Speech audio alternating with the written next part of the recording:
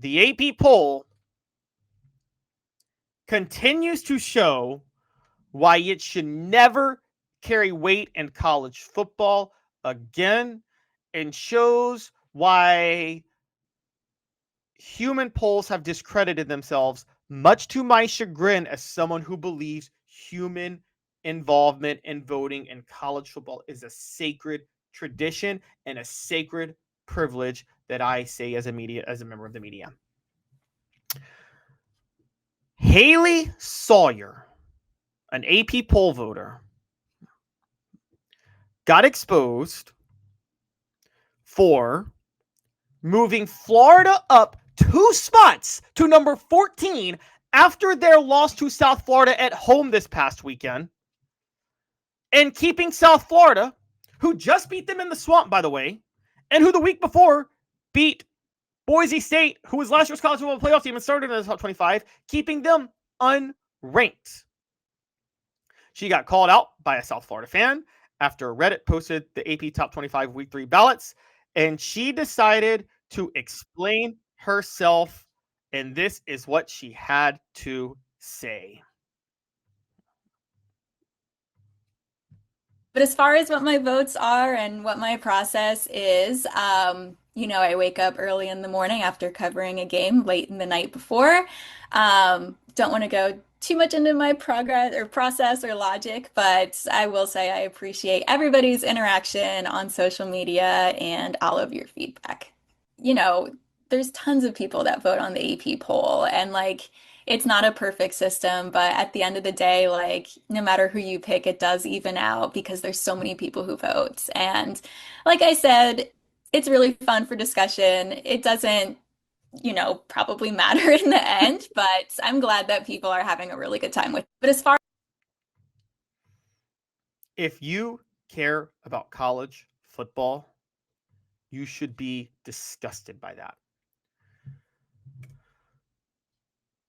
I wrote about this 2 years ago when I was at SEC Media Days, and media voters at SEC Media Days. For those who don't know, when you're an SEC Media Day member, when you go and you're and you're an attendee, every single person gets a ballot, not an online ballot, a paper ballot to vote their all SEC teams and who they think is going to win the SEC championship. Everybody gets one. I did mine.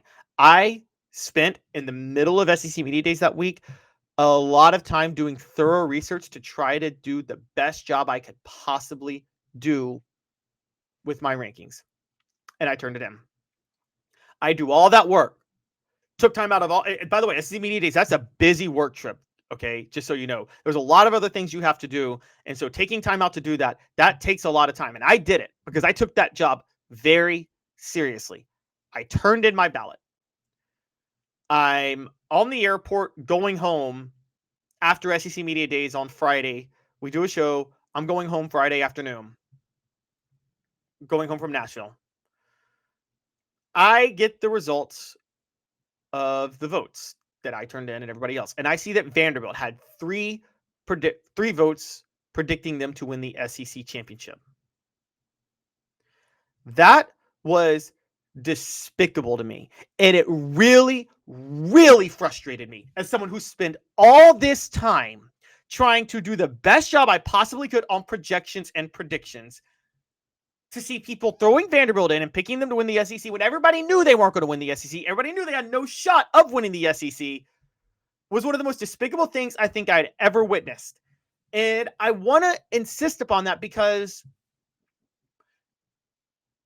look, I know you hear from coaches, why do we play? We just play the game. And they complain about predictions and projections and media analysis and all of that. Guys, no sport grew because of newspaper writing and media analysis more than college football. Go back and look at history. People like Grantland Rice in the 20s, 30s, and 40s. Writers like that and the role they played is what grew college football beyond where it should have grown as a college sport. A couple of things I want to point out. There are some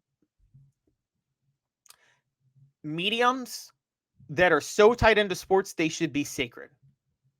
Radio should be treated as sacred for baseball. Radio is the biggest reason baseball became such a big sport. As a matter of fact, radio, because baseball, for those who don't know, is actually the easiest sport to follow on radio.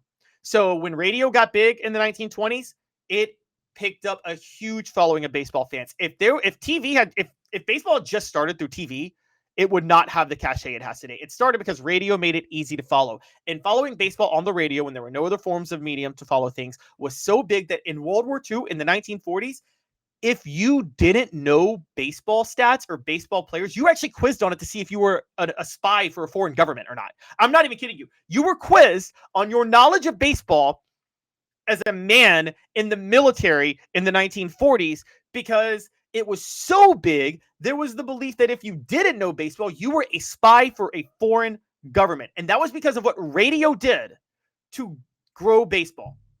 Writers, and this woman, Haley Sawyer, is a newspaper writer. Writers are the ones responsible for pushing forward college football, the way they covered things. Writing has been a huge part of why college football is what it is since the growth of the sport post-World War I. Alabama Crimson Tide, their mascot's an elephant because they were just one time referred to by a writer as a herd of elephants. Writing is such a sacred, crucial part. Being a writer is so big. That's how the sport grew. The AP poll became the gold standard. From 1936, its inception, all the way till 1997, the AP poll national champion was the primary determiner of a national champion.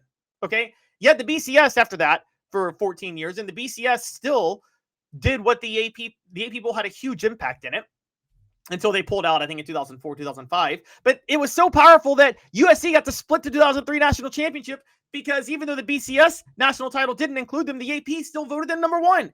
The AP poll is sacred. It is so sacred. And writing and the role that writers play in college football is sacred. If you are going to have that responsibility, you have to take it seriously. But I want you guys all to listen to Josh Pate's point because he talked about this yesterday. The blame rests with college football and people who run college football who let it get to this point because there is no accountability at all anywhere for who gets to vote on the AP poll, who gets to vote on the Heisman race, or anything like that. Most notably, there's also no accountability for the College Football Playoff Committee because I'm going to say something to you guys. The College Football Playoff Committee is no less credible than the AP poll and how they vote on things. And that's why you get such dramatic turns of events. How many times have you seen teams move in the College Football Playoff rankings through no reason whatsoever? And I don't want to just talk about what just happened with South Florida and Florida. I want to talk about Tennessee. Tennessee's number 15 this week. I talked about this 2 days ago. They were number 22 last week. They moved up 2 spots after beating Syracuse and 7 spots after beating a Division II school. What? Now, you could say a bunch of other teams ahead of them lost. That's true. SMU lost. Florida lost. Arizona State lost. Michigan lost. They were all ahead of Tennessee. It makes sense for Tennessee to move up at least 4 spots. But last week, they stayed behind Alabama, even though Alabama lost and Tennessee won. Maybe you think Florida State on the road is tougher than Syracuse, which was like fine. But then Tennessee moves ahead of Alabama this week. When Tennessee beat an FCS school by a smaller margin than Alabama beat an FBS school. How is that enough to jump Tennessee ahead of Alabama, but not the week before when Tennessee won and Alabama lost? You see the inconsistency of the AP poll voters? They don't know what they're doing. And it is very frustrating to me. If you are going to hold this responsibility in sports, whether that be being a radio broadcaster for baseball, a writer involved with college football, you have a sacred duty to take that job seriously. What the H brought to you by Rick Terry Jewelry Designs. Looking for affordable game day jewelry? They want to be your jeweler, a Tennessee tradition. RickTerryJewelry.com.